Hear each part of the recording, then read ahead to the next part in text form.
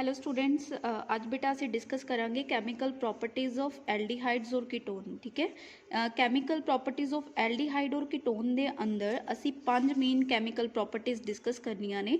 But ਅੱਜ ਦੇ ਇਸ ਵੀਡੀਓ ਲੈਕਚਰ ਦੇ ਵਿੱਚ ਅਸੀਂ ਫਸਟ 2 ਕੈਮੀਕਲ ਪ੍ਰੋਪਰਟੀਜ਼ ਨੂੰ ਡਿਸਕਸ ਕਰਾਂਗੇ। Okay, so first chemical property ਹੈ ਸਾਡੀ ਨਿਊਕਲੀਓਫਿਲਿਕ edition reaction.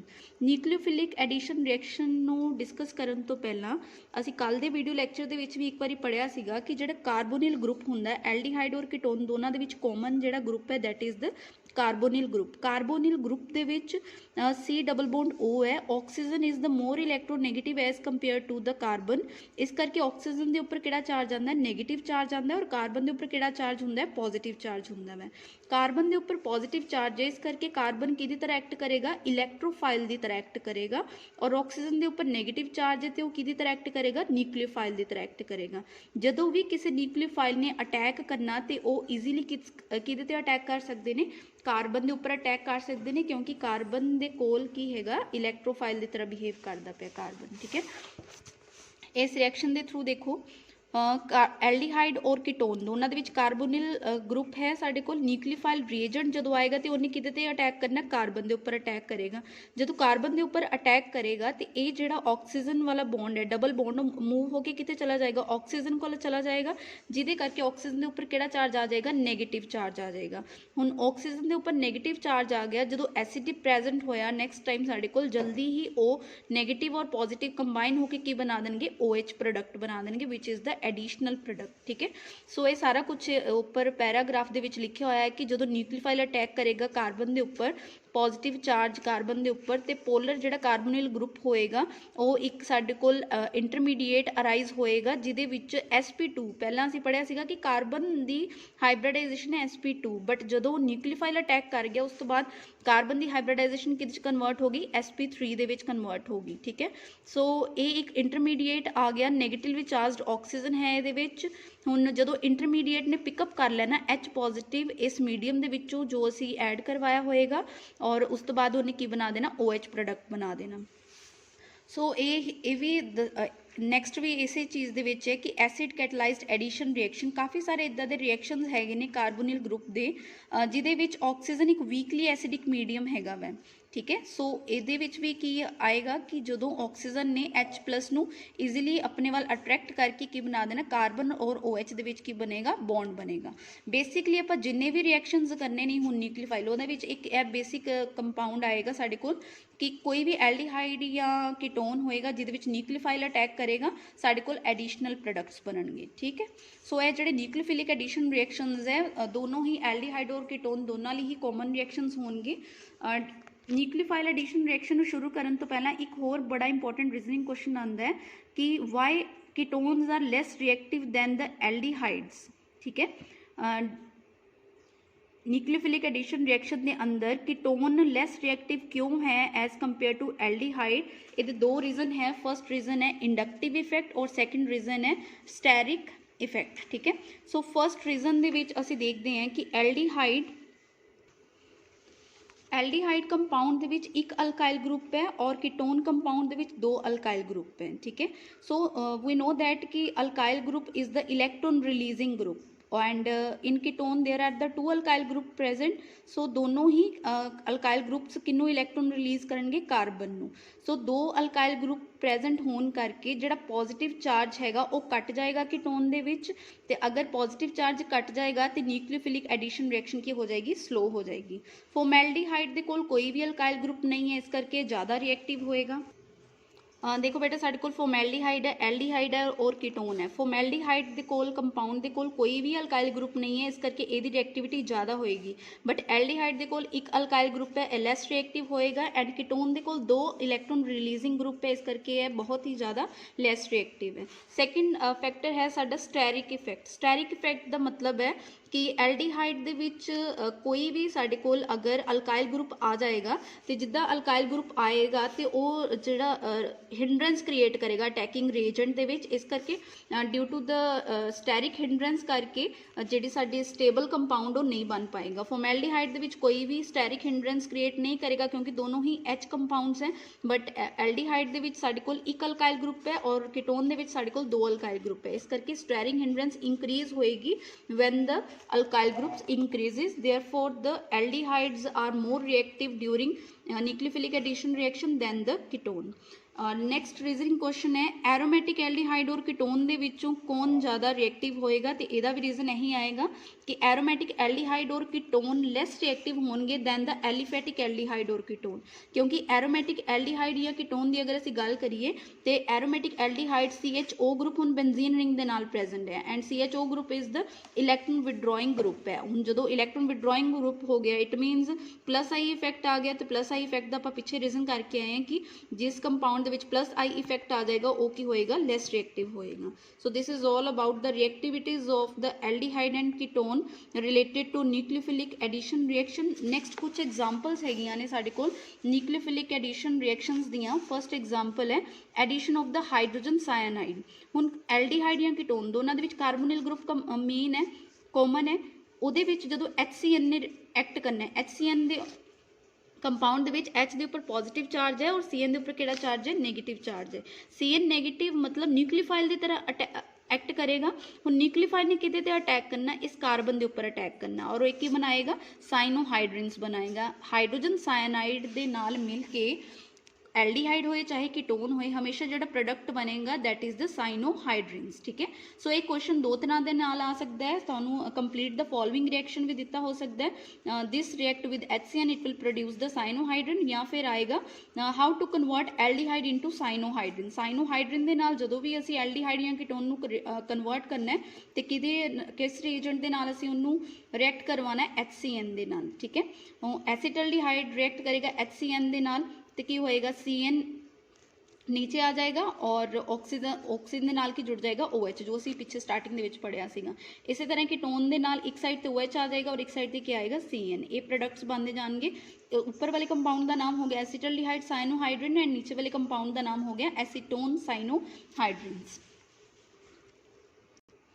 Next compound is the addition of the sodium bisulphide. हुण इहदे विच इहदी मैकेनिज्म दसीए कार्बोनिल ग्रुप दे विच जदों nucleophile Na positive HSO3 negative sodium bisulphide attack करेगा, इहदे विच न्यूक्लियोफाइल दे तरह एक्ट कौन करदा पिया HSO3 नेगेटिव। इन्हें पॉजिटिव कार्बन के नाल अटैक किया, एक साडे कोल इंटरमीडिएट बनेगा, उस तो बाद प्रोटोन ट्रांसफर होगी तो OH और SO3 Na बनेगा that is the sodium bisulphate sulphide adduct बनेगा।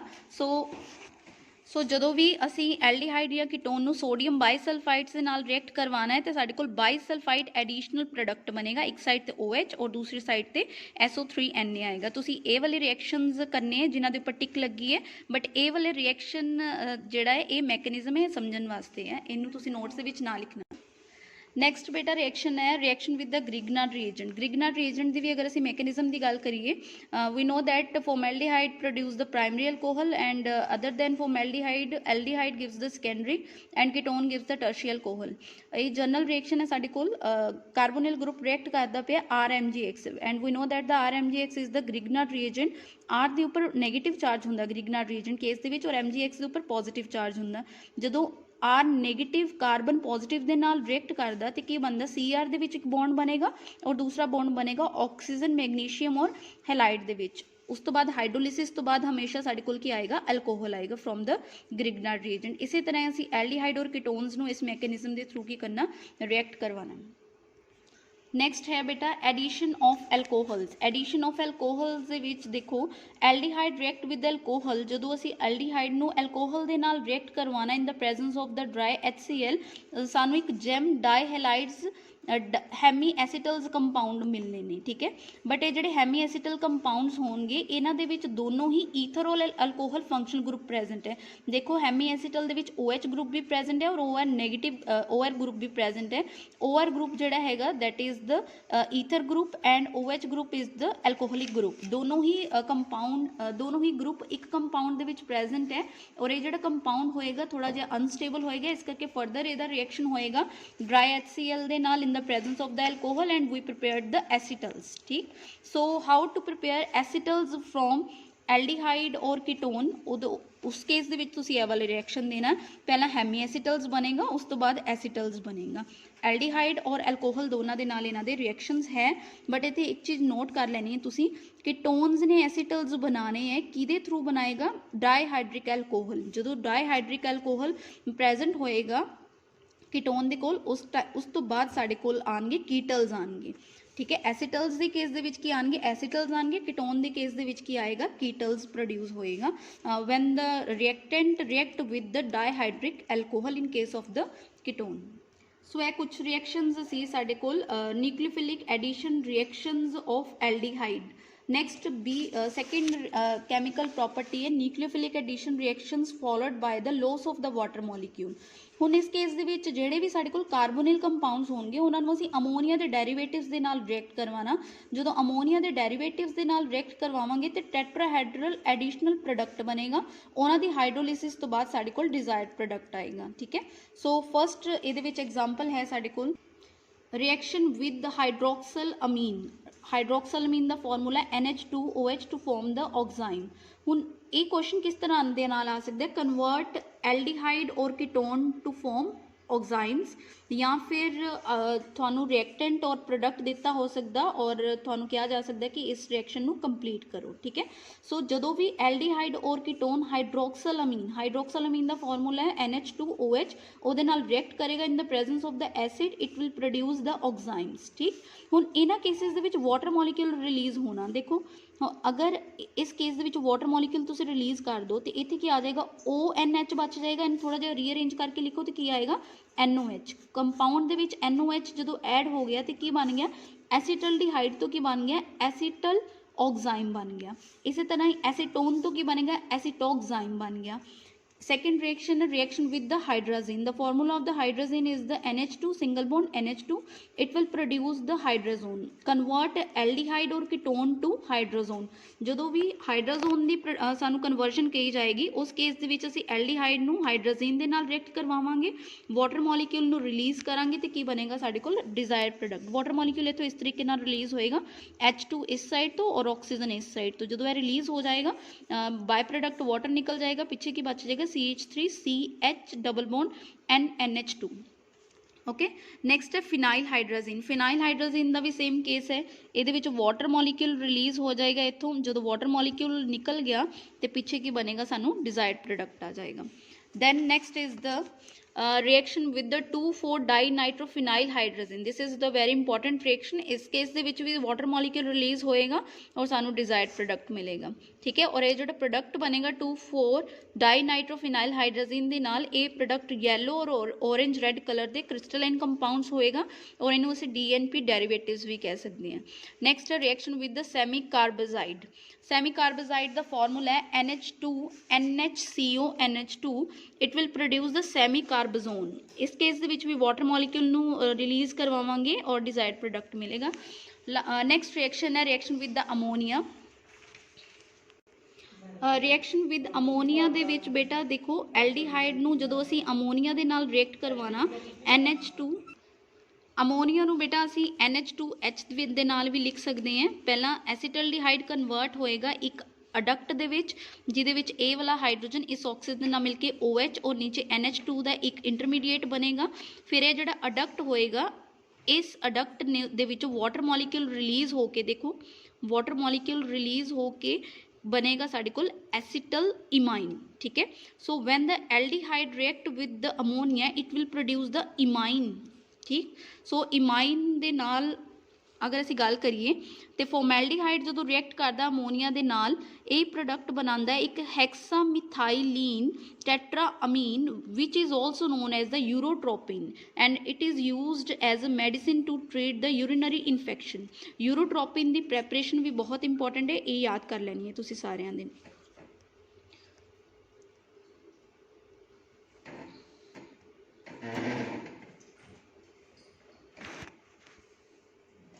ਨੈਕਸਟ ਬੇਟਾ ਆਰਡੀਐਕਸ ਤੁਸੀਂ ਸਾਰਿਆਂ ਨੇ ਨਾਮ ਸੁਣਿਆ ਹੋਏਗਾ ਕਿ ਆਰਡੀਐਕਸ ਦੀ ਬਹੁਤ ਸਾਰੀਆਂ civilian and military the applications ਹੁੰਦੀਆਂ ਨੇ। ਇਹ ਕਿਸ ਤਰੀਕੇ ਨਾਲ ਬਣਦਾ ਕਿੱਦਾਂ ਮੈਂ ਯੂਰੋਟ੍ਰੋਪਿਨ ਜੋ ਕਿ ਆਪਾਂ ਉੱਪਰ ਇਹਦੀ ਪ੍ਰੈਪਰੇਸ਼ਨ ਪੜ੍ਹੀ ਹੈ, ਯੂਰੋਟ੍ਰੋਪਿਨ ਦੀ ਜਦੋਂ ਅਸੀਂ ਅੰਡਰ ਕੰਟਰੋਲਡ ਕੰਡੀਸ਼ਨ ਦੇ ਵਿੱਚ ਨਾਈਟ੍ਰੇਸ਼ਨ ਕਰਵਾਉਂਦੇ ਹਾਂ HNO3 ਦੇ ਨਾਲ, ਤੇ ਉਸ ਤੋਂ ਬਾਅਦ ਜਿਹੜਾ ਪ੍ਰੋਡਕਟ ਆਉਂਦਾ that is the RDX. Okay, next reaction ਹੈ ਰਿਐਕਸ਼ਨ ਵਿਦ ਪ੍ਰਾਇਮਰੀ ਅਮੀਨਸ। ਐਲਡੀਹਾਈਡ ਔਰ ਕੀਟੋਨਸ ਨੂੰ ਜਦੋਂ ਅਸੀਂ ਪ੍ਰਾਇਮਰੀ ਅਮੀਨ ਦੇ ਨਾਲ ਰਿਐਕਟ ਕਰਵਾਉਂਦੇ ਹਾਂ in the presence of the catalytic amount of acid, then ਉਸ ਕੰਪਾਊਂਡ ਜਿਹੜਾ ਸਾਡੇ ਕੋਲ ਅਰਾਈਜ਼ ਹੁੰਦਾ ਉਹਨੂੰ ਅਸੀਂ ਸ਼ਿਫਸ ਬੇਸ ਕਹਿੰਦੇ ਹਾਂ।